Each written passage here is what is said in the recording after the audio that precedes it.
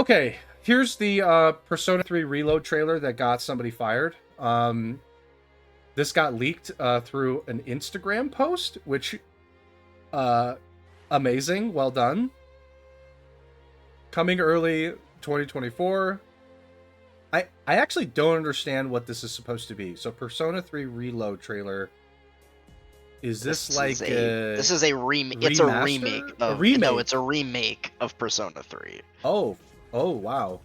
with modern it looks like Persona 3 made in Persona 5 style, but Persona 3 is a very old game. Yeah, right. Persona 3 came out in like the mid when I don't even know when Persona 3 came out in the mid to early 2000s, so nearly 20.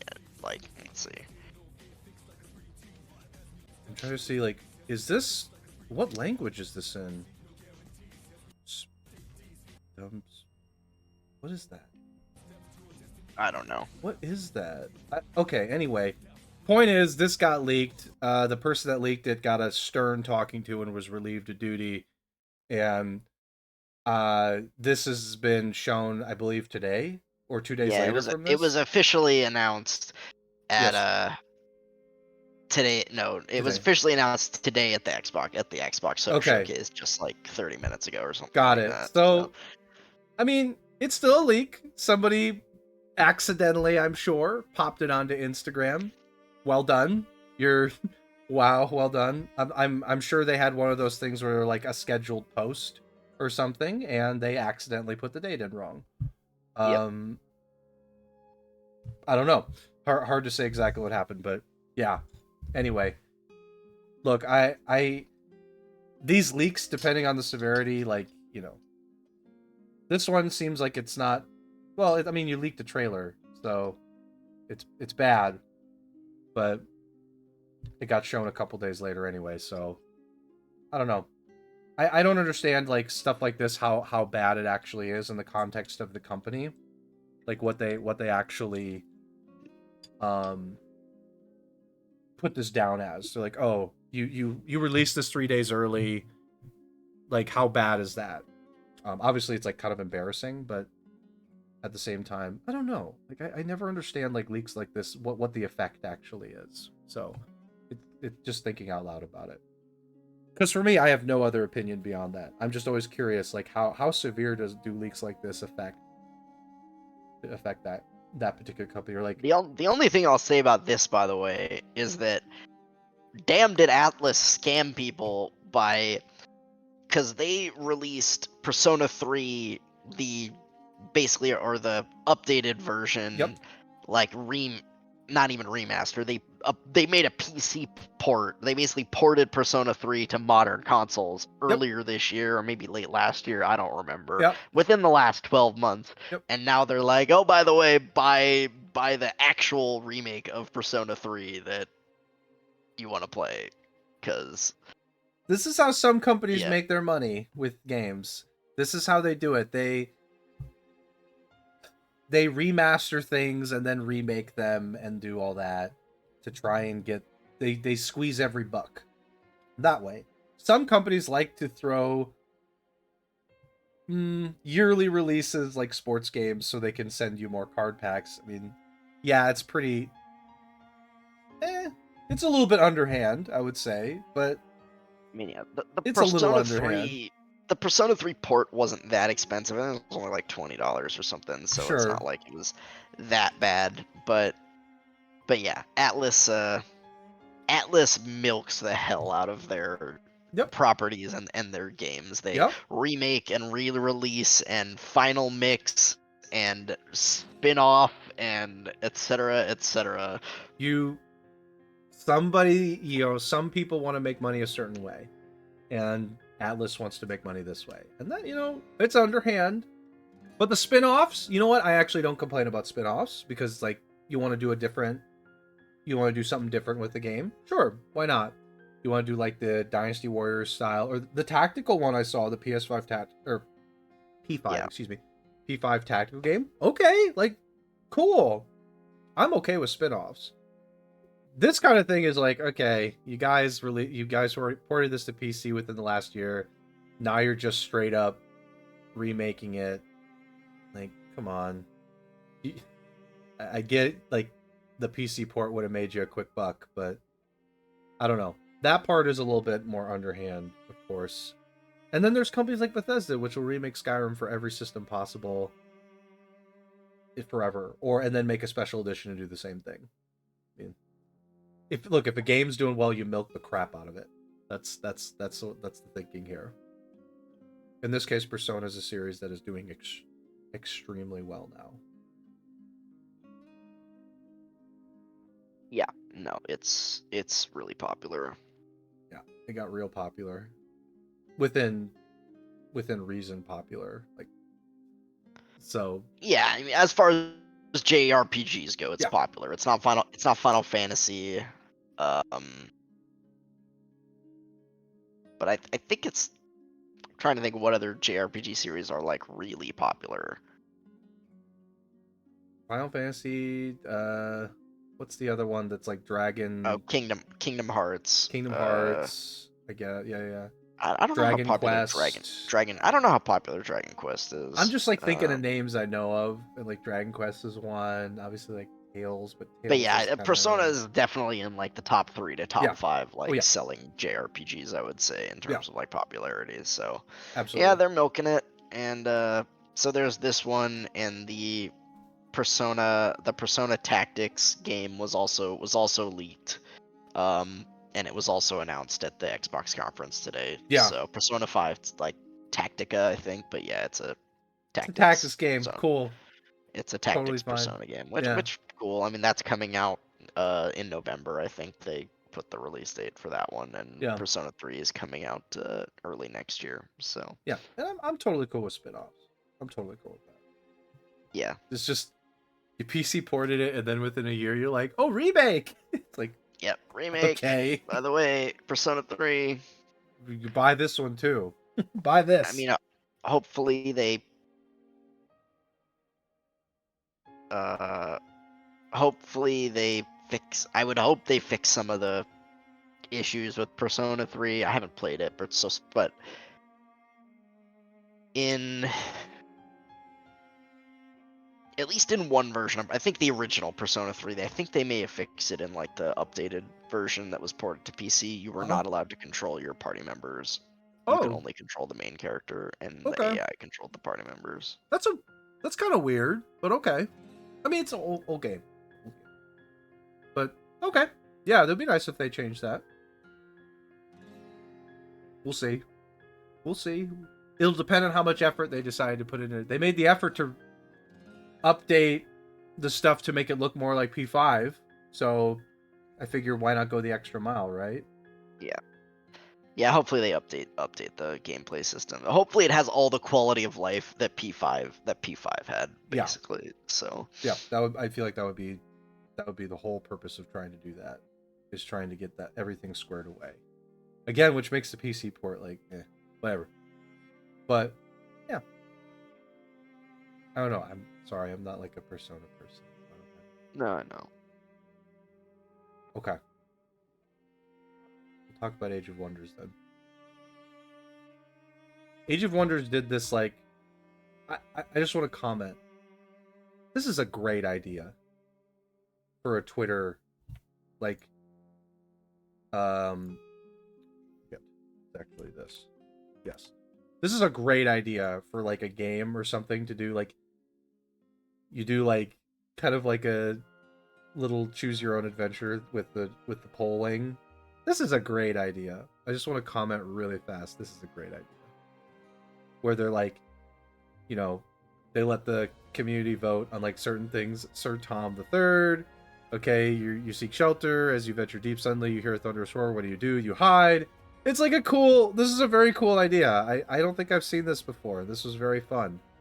And then finally you reveal, okay, the new expansion is actually like, here's the new expansion for the game. It is called Dragon Dawn. So it includes some dragon rulers, lizard folk, which, by the way, I am sold. Can't wait to play as a lizard. Adding a tome here. Two tomes, excuse me. Adding some tomes. And then new realm option. and they showed at one point a screenshot of the tome of evolution, the first one, which is a tier 1 tome, and it's actually a split affinity tome. Oh, it's chaos and nature. Yes, that's which I was hoping they would do. They would do, like, I really like Age of Wonders, but there are points where I'm like, man, I wish there were tomes that were split. That were split. I think they're gonna get there. Right. There's gonna be split tomes. There's gonna be, like, right now, for example, you can do high and feudal is like a split, right? It's no, feudal and barbarian. I know. I was getting there. Oh, yeah. Feudal has like the 2 infinities. Yeah. And then there's the and then there's obviously the other barbarian. Ones. And barbarian, yeah. And barbarian. So I was thinking, like, at some point they're going to get to a point where they're going to do more splits also for that section. Yep. I think they're like, DLC will get us there, which I'm fine with, actually. What they have is complete. But yeah, split tomes would be massive. That would be massive. I would really appreciate split tomes and more options for, like, society. Would be great. I also want more hero customization. I've noticed that there's very little options for hero customization for, like, face, hair. I'm sure DLCs, or you could even just add mods, I suppose, but, like, you know what I mean? Like, there's and like, maybe the Paragon tree gets a little expanded, so on and so forth. So, yeah, split tome is much appreciated. I really want a split tome, like, badly. So I'm all in on that. Other than that, coming June 20th, that's 9 days. There you go. That's very soon. Oncoming, and I'm excited. I can't wait. I can't wait to be able to jump in and then immediately not be able to jump in because we're traveling. So. Yeah, that's true. They also mentioned that there's gonna be a free update that comes with it, which I don't think adds any content, but apparently, I forget where I read this. I don't know if it was on Age of Wonders or somewhere else, but apparently, oh no, I think it was in one of the Deb diaries they released. Apparently, there are like 12 pages of patch notes for the patch. Is it making the story realm slightly easier? Please make the 5th one slightly easier. I don't know if they're maybe, I don't know. They mentioned some changes to, like, the soul economy. Yes. Oh my god, soul economy is really bad. Shuffling the empire development tree. Some of the skills they moved around, and they replaced some of the skills as well. And they also made the early skills more expensive, both in terms of the amount of affinity you need and the Imperium cost. Okay. So that you can't just like dip affinities and get, like, because some of those, like, first or second tier affinity bonuses are really good, and you can just, like, dip an affinity and get those bonuses too easily. I think even the nature one where it's like you absorb a city faster. Really and then impactful. the farms granting +5 food was the second one. That one's really good too. That's really impactful. So you could just have one nature and you'll hit that, and that's all you need, really, from nature. If you really just, that's, like, beneficial enough. Like, there are some you just want to, you could just put one in just because you want to get the bonus there. The barbarian one too, the chaos one. Tome of the Horde. Yeah, Tome of the Horde, the affinity tree for that one. Oh, the early ones are good too. The early ones are good there too. You reduce your unit maintenance on tier 1s at least. Yep. You get money for you can get money for kills, which is really nice. Yeah, those definitely, I think, needed to be updated, because it feels like, okay, well, why wouldn't I just go one into that area just so I can get to those and be done? Yeah. Anyway. Good. So yeah, good stuff. Apparently it's going to be a very sizable patch coming with Dragon Dawn on the 20th. So we'll see what they change. The game is definitely in need of balance changes. I really like the game. It's kind of to be expected in a game like this where there are so many options. There is no way it's going to be balanced at release. Yeah. But no, I agree.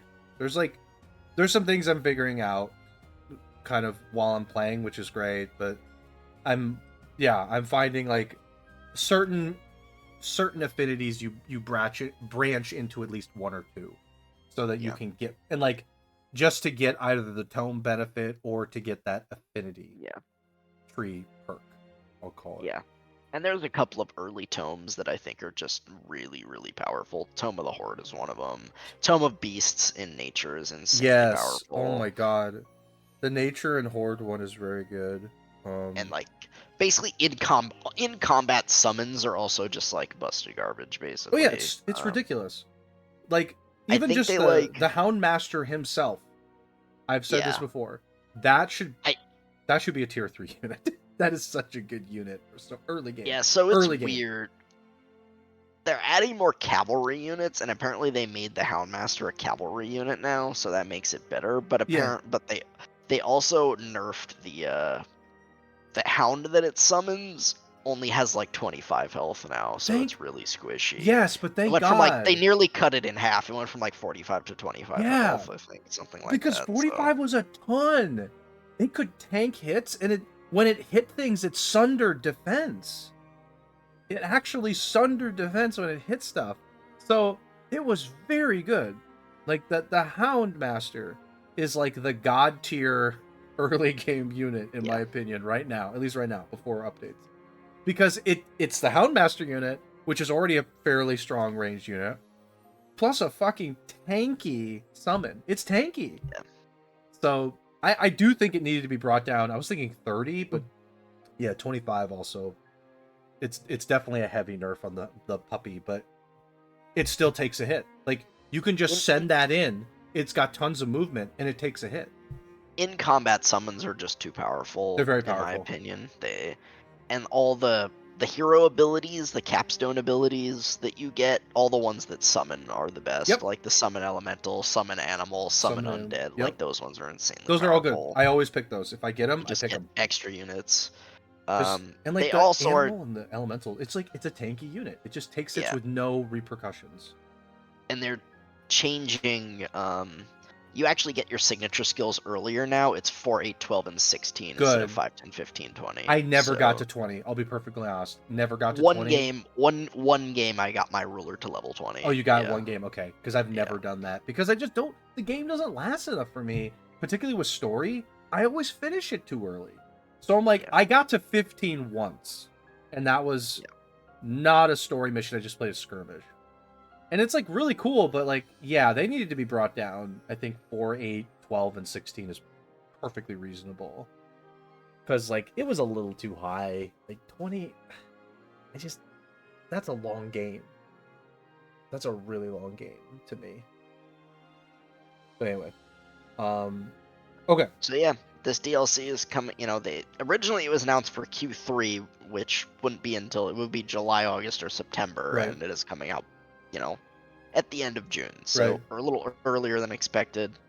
And I hope the patch fixes things. The game, it's big. It has a lot of bugs. It has balance issues, and I hope there's good fixes, both balance wise and otherwise, for the game, because the game's really fun.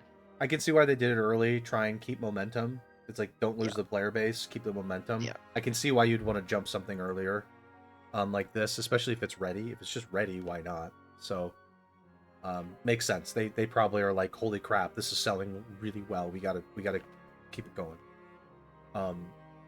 Okay. All right. The player base for the game is still not, like, it's been dropping steadily, but you have still a all-time peak was 42,826. Yep. But 24-hour peak is still 6K, which is not great bad at all. The game's been out for over a month now, so yeah, it's expected to see a drop, and I think just 6K still is great. That's probably why they wanted to release this, to get the player base bumped back again. I think that's the right approach, as opposed to some other games I know of. Let's start with H. Okay. Next. We're not going to go into heavy detail on this, by the way. So for anybody that's watching this just waiting to pounce, we're not going to go into detail on this particular item. But NickMercs made some comments on a tweet that somebody posted regarding an event at a high school, Glendale High School. There was looked to be like a certain folks were attacking people in it, and the event was surrounding the school. They were going to discuss an LGBTQIA. I don't know specifically what it was, but it was Pride Month, so they were going to discuss like some stuff for Pride Month, and NickMercs made a comment. He said something said quite an insensitive comment, I would say. Yep, and or an overgeneralization. That's for sure.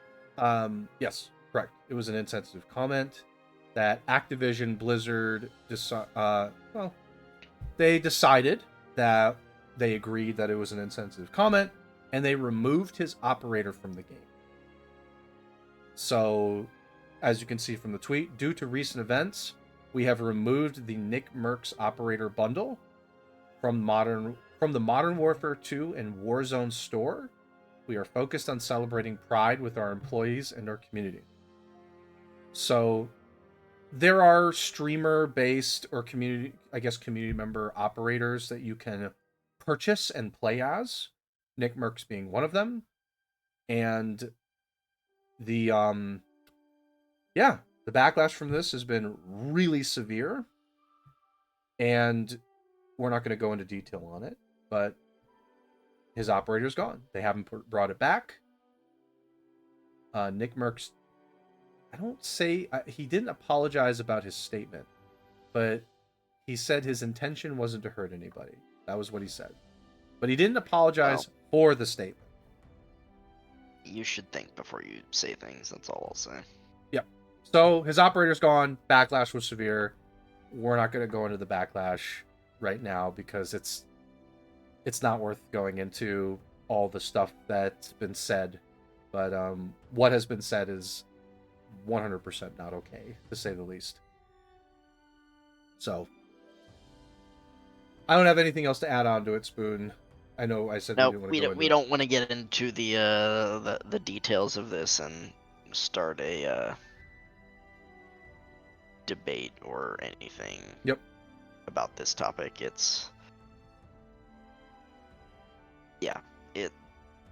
We have opinions on it. We are withholding them for now. We'll say that.